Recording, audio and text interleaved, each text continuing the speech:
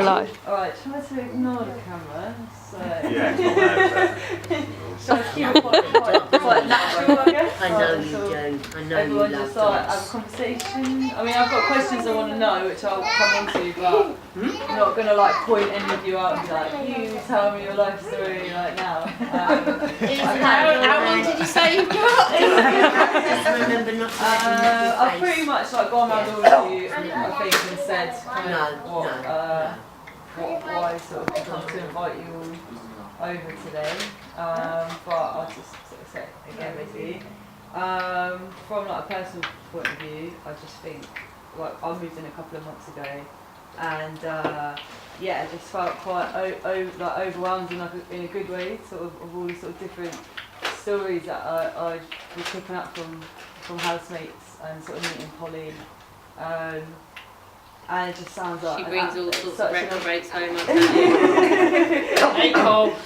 Myself. Turned up. Yeah, just an amazing sort of space that you'd created here. You know, I know sort of on the back end of it now, but I think sort of the story of the collective and how it started. I think it's something really special and sort of worth preserving in some way, really, and it sort of can inspire other groups of people to do similar things. So yeah, and I happened to have a section module at uni where I needed to do a project on participatory media, which is basically like collaborative projects where using like media as a way to sort of tell a story based around social change. So I was like, well, perfect. So this is caught on, you know. There's so many different angles on it, and it's so many different layers, but but I personally am like very interested in the collective, what you guys started here, which I don't know masses about, so that's kind of just sort of starting up conversation about how it all started really, like. How long ago? Started it, Vic. It's your fault. It's Jim. Jim started it. Jim started it. We wouldn't able to come up, would we? That was really bad. I don't know how we managed to. No, it's because we were really determined it was going to be a family. I also think he couldn't get his bus together, could he? He couldn't actually get it to move. Which was kind of a relief. He couldn't get his to get here, which was kind of like, oh, that's a shame. Yeah, exactly. So we carried on. Yeah, but I remember it was Mary really, because I remember telling Mary, and Mary was like right on my heels about it, like come on. And she was one that first phoned up we obviously got the number off Jim. Yeah. And then she phoned up the agent. And then who viewed it first? No, didn't Nick? Us, wasn't it? Didn't Nick come and have a scout round when it was?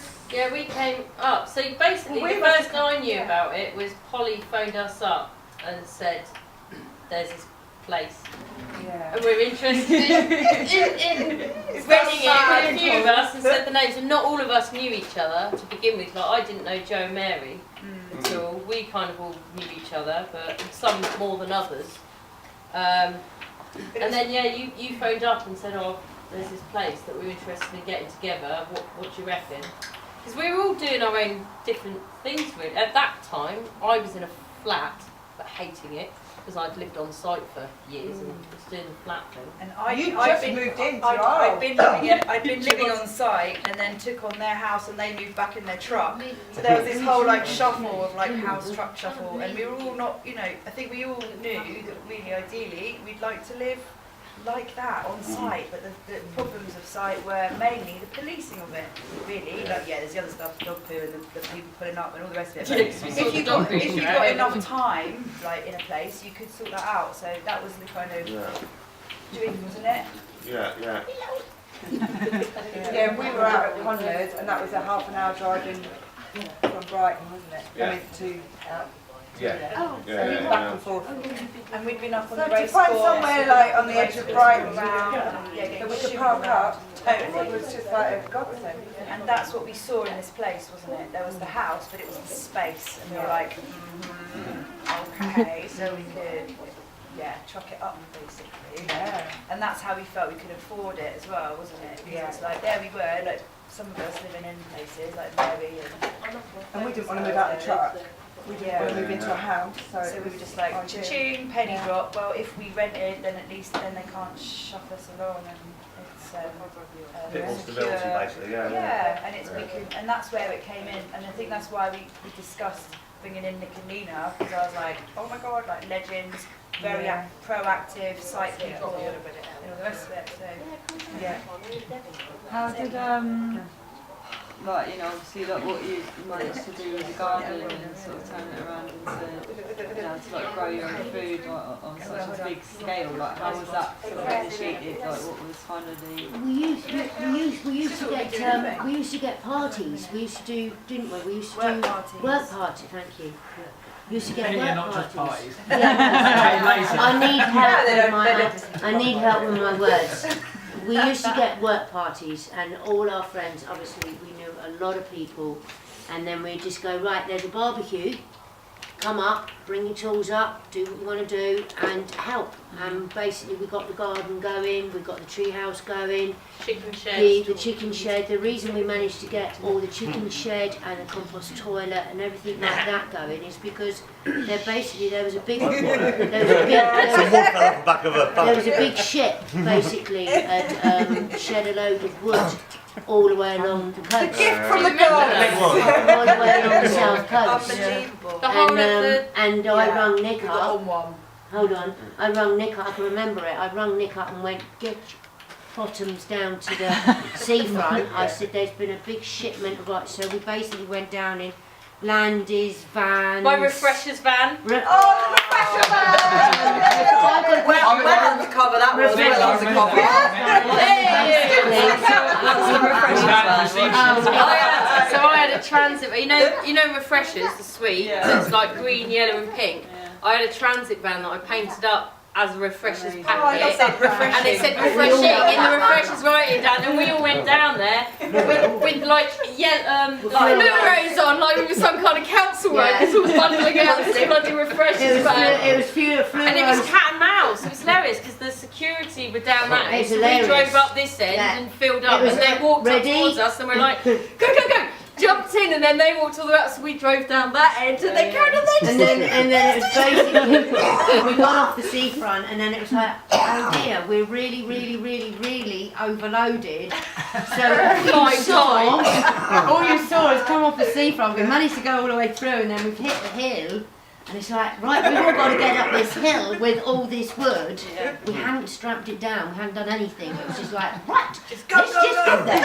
And we got here, and it was like, right, quick, unload, and got it all out the back. And Went back. we made, oh yes, we did, didn't we? We did 5 loads. And also, Oh, do you know yes, what? There we were did. so many people that would turn Yeah, up. London did People that. didn't even. They just go, well, I reckon we didn't know what to do with it, but we thought about you lot, and like people were turning up. Well, it's with- not Yes. piracy. What is it? No, It's, yeah. it's where you find something. It's an ancient British law, and they were Yeah. trying to change it. Yeah. Yeah, Shipwreck, yeah. And then a they few were weeks trying later, to that say. other boat did it, and then all the Trying to say. motorbikes and cars in the containers coming to the beach, and everyone was basically going down. That was a Yeah, people were like literally pulling up motorbikes up the On side the of beach, like. outside of the hill. That's something I could actually find maybe something online about. You might Yeah. be able to, yes. It would have Yeah. And that was like an injection. That was an injection. We could never have afforded to do what we did. Never. It would have been about 2011, I think, or 2010, I don't know, 2011. times. No, Later, 2000. we moved in 2008, didn't we? So it must have been 2009. It was the 14th of January 2008. It's the only date I remember. I don't remember my kids' birthdays, my mum and dad's. I'm really terrible. It was actually... Oh, yeah. Oh, I've told Only these once More while she than was people that rescuing lived here. It was like a whole, it was a wider community building the garden as well. It wasn't just the house. Yeah, No, it was it was lots a of big, people yeah. coming And I've in got, I and getting have all the involved. pictures of that, of lots and lots of different people when we used to have our work parties. That's amazing. We'd been That's quite, what the I'd been beach quite looked like at the inspired. time. There's a place called the Morsecombe Forest Oh, Garden. you got pictures which- too? That's just on which lives Google. down by the Oh. down by the Morsecombe, funnily enough, station in Brighton, and they are old friends of ours, all punky, They're brilliant. snoozy, crew, and they basically took on these like, oh god, I don't even know how many allotments, but they've turned some into like fruit trees. They've gone full Monty to a big community growing project. And I think that was, for me anyway, that was a big inspiration. Like that whole thing, and also that lady that we used to go out to work at Plumpton, what's her name? Noah. Yeah. Like having Look up, experience that if you can all go and get involved, there's a load of you that does a bit, somehow it's manageable. Like having done personal development, which has been really like not really worked for me. That was also the thing of like just didn't we have our policy was chuck it in and see. We literally were like, we start all the kind of like planning. Yeah, you do have a bit of a plan in the garden, but You and Ches were head gardeners, though, definitely. Butcher's wood. Yeah. Yeah, you had the knowledge. It was the best year when Ches was head gardener, Yeah. I'd say. That was the most productive year out. Where is she? Yeah, she's where is doing Ches roller Grace? derby. Yeah, I know, yeah. Oh. Going back to just the initial setup of it though, Yeah. I think that we were all lucky enough to be in the position where we could all just go, yeah, all right, I'm going to do that. Because literally, we got that call. Yeah. And so I don't know how much I missed from talking to Oh, No, you Jackie, didn't. but we got that call and literally we moved in within 5 weeks, and we were all lucky enough to be in the position to somehow scrabble enough money together to put a deposit down. Joe So it lent was quite a us, deposit. Joe lent us some money, didn't he? Joe did some extra and Nick did some extra to Yeah. make up, because there was literally, so we split it when we first moved in, we split it all into units. All the different rooms were units. That was really complicated. And basically there was a unit or half a unit that wasn't being covered by everybody, so Joe and Nick put in extra money.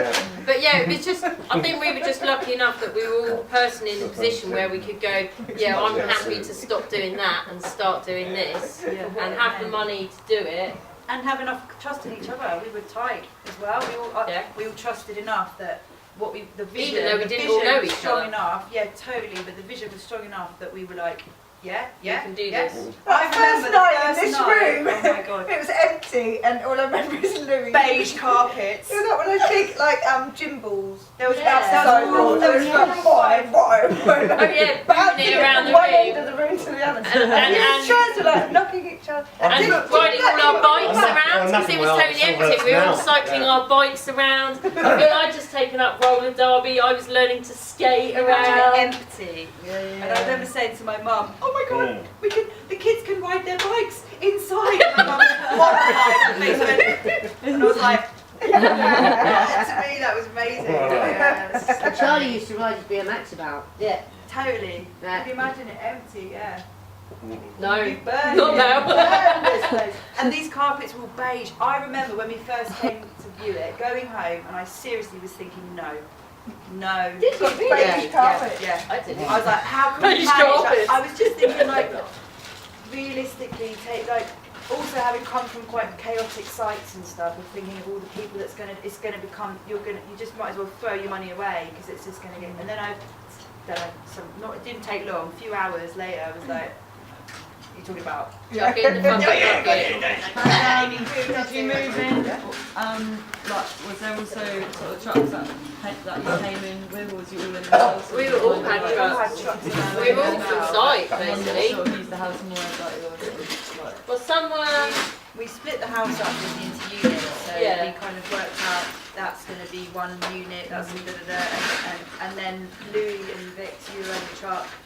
Sarah was in a truck. Sarah was in a truck. We rented some house Joe at the was same in a time. truck. We had the walk-through room. Do you remember the Yeah, walk-through walk-through room? Yeah.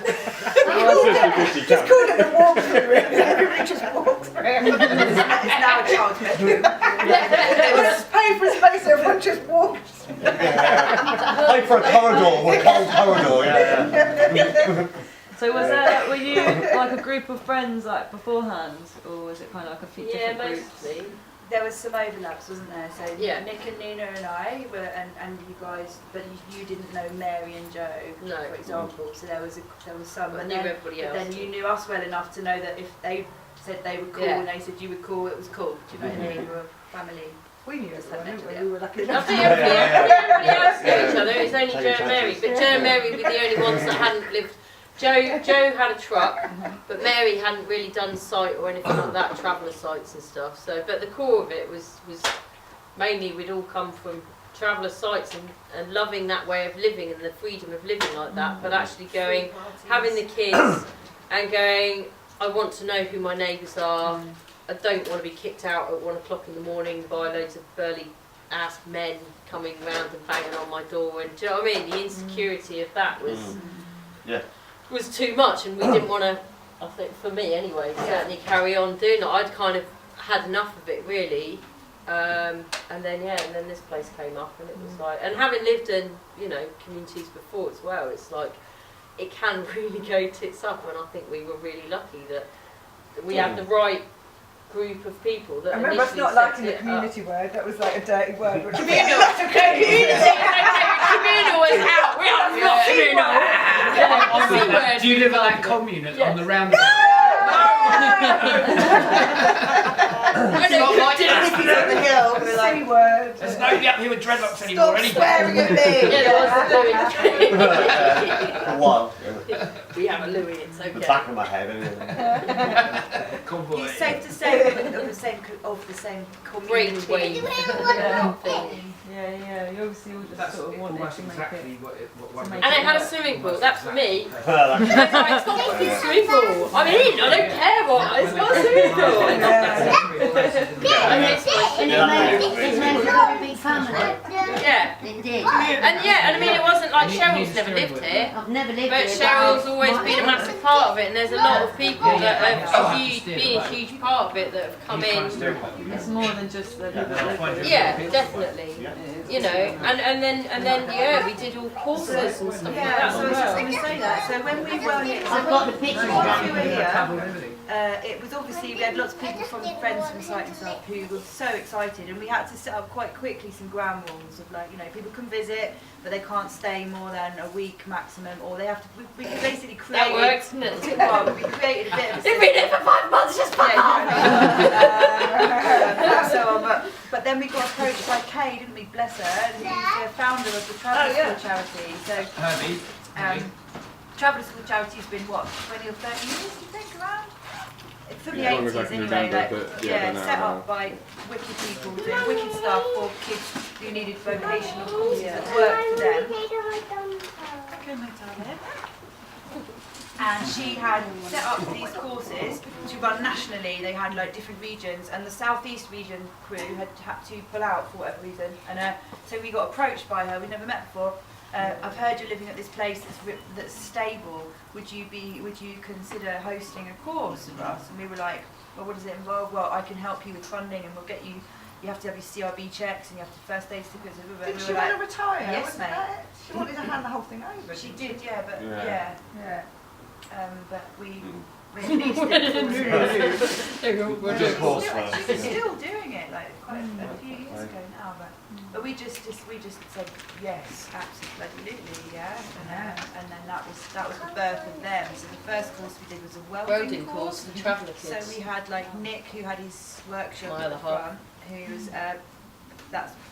this is the other thing, just to backtrack. It was so productive, this place, from the off. It was so pumped and excited. We were just and Nick, the energy at the front there, do you know what I mean? Setting this whole thing. So for it to be approached about doing a welding course was like, yeah. So I don't think did she have an idea of what it was? I think she said you can choose what you do. Yeah, she said we could choose. And that was what we did. Was we chose? Yeah, I think so. Oh, I thought it was a regional, but there were different regional groups, so they all did different things today. I thought they were all doing welding. No. So I think we did it. We chose that. We chose No, you're right. You're right. And I think we had 10 kids, varying from 9 to about 15. Scarlett was the oldest, wasn't she? She was 15. And No, we did have a young. Oh, who's the young one? Because I can remember helping him. Wasn't it Callum? Callum was the Callum. youngest. Yeah, he was a bit I've got younger. a picture of that. I should have brought it. I've got a picture of him of him all tiny with this work. So it was so beautiful because these kids, for one, like welding is very relevant for kids living on site, and then two, like it brought all the community together. Like because we said put a word out, collect scrap. Bring scrap up, and we had these and I was driving around in the piles revolves of around metal. collecting different scrap We and got stuff as all well. the funding for all the proper gloves, all the kit, the MIG welders, and this and that, and all Yeah, the masks. we had to do it all we had health to do and it safety and properly, proper, and stuff. And then the kids make these amazing sculptures, proper amazing sculptures, which they then exhibited in their own schools. So they got a chance for each of them. We'd go to each of their schools and say, "Hi, from the travelling community actually. It might have been only half the time my dad or my mum or my auntie or whatever who built these things. So they had an opportunity to be proud and to demonstrate things. And then we did a big exhibition at the Jubilee Library, didn't we? And that was there for quite a while. The sculptures were there. I remember taking them all. It was so amazing. Like the parents afterwards were like, you've actually, like my kid, I've seen a shift in my kid. You know, of like confidence and also of respect from the older parts of the traveller crew. You know, there was some gnarly old fuckers up there, and suddenly the kids had like made these things that were actually super cool. They were like, ooh. So on all levels, it was so good. Yeah. And that gave us the buzz, and then after that we did the film open houses. How many years did we do? That's what I wanted. Someone asked me. Open houses. How many years did we do? No, I think we did 4 at least. So we turned this into a big exhibition space. So we had the whole house, well, not the whole house, but the walk-through bit of this. So all of this, like different. And the garden with all the like sculptures in the front. That was good that year, wasn't it? That was full on. Big dragon. That was so hard work. That was me and Gemma basically sort of heading that one, wasn't it? Yeah. Really? And Joe, was Joe pretty involved? Or? Yeah, I mean, sort of, but not really. Joe was sort of doing his own thing, really. But yeah, I think it was mostly me and Gemma, which we did, and that was we had about 1,000 people for. It was so good that your house got really clean and tidy. I know. that was the thing that the house got back from it. So we were doing these open houses each year, and the thing that the house, because not everybody's artist here, so not everybody is necessarily interested in doing it. But the thing that the house got back from that was we decorated all of the rooms, and it got because we like literally it looked like a proper bloody gallery in here. All the walls were pristine white. That one got moved on the last one.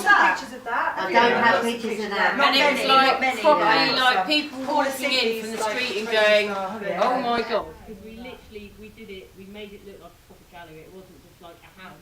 We like got rid of all the furniture, like the smoking room in there just got rammed. But Mary and Joe were just like, I can't even get to the kitchen anymore! It was like the whole house basically got thrown into there, and it was all decorated, all like the Hoover, properly cleaned up and everything.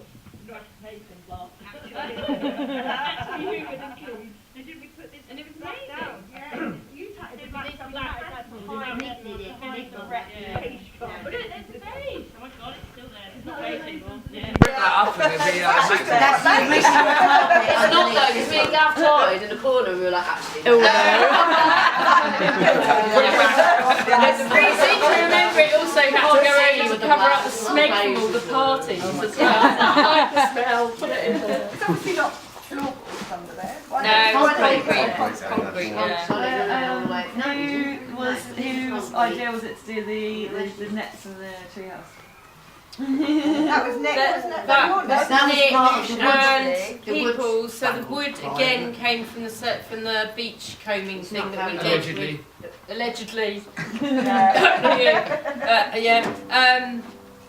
That came from there, and then the nets came from.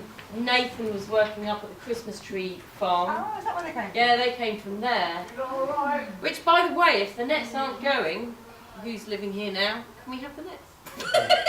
If the nets aren't going to You've anyone, always wanted them, haven't you?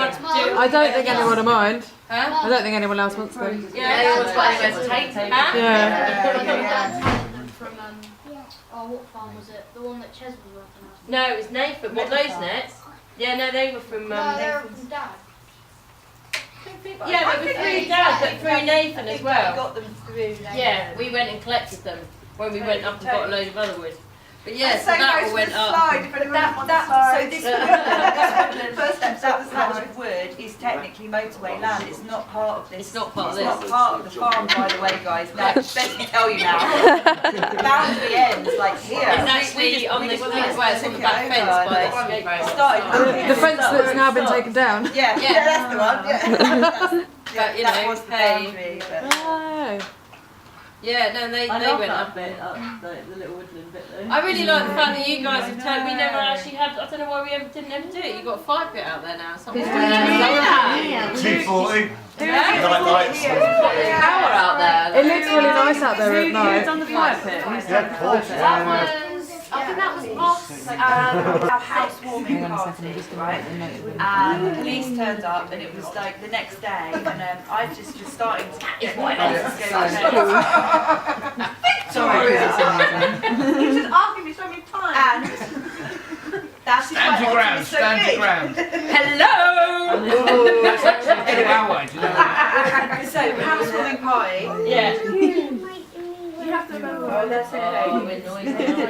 Housewarming party was the first big one we had. Yeah, and the next morning at some point, I was starting to go to bed, and then suddenly there was police were in the house. I'm not allowed to. And the police. You and Nick went to the front door. The police, we're like, whoa, like, we're like, just at that point, 2 dogs start having a little scrap in the corner. And there's kids that had woken up that are like, you know, it was a little bit crazy, but not that crazy. But it was for these young coppers, they were a little younger than They me. thought it was Like, Scott they were guys, just like, didn't well, we have reason to believe that you are travellers because there's vehicles from the travelling community. And we were like, Well, yeah. that's And they were like this young like woman and a man like.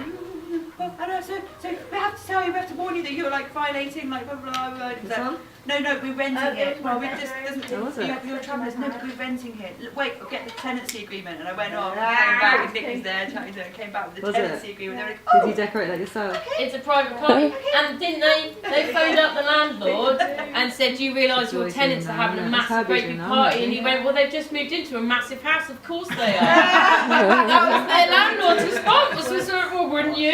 Look at the house! And we told them. Yeah, Is we it told the about- landlord that we were having a party. Yeah. The fact that people were parked all the way downstairs. And in fact, there's the newspaper clip in the kitchen about the helicopter It's still flying. there. That's the original And we've party. also said that when we go, we want exactly the same clipping. From Yeah! If we don't get the helicopter out, we've failed. All right. We'll help you with that.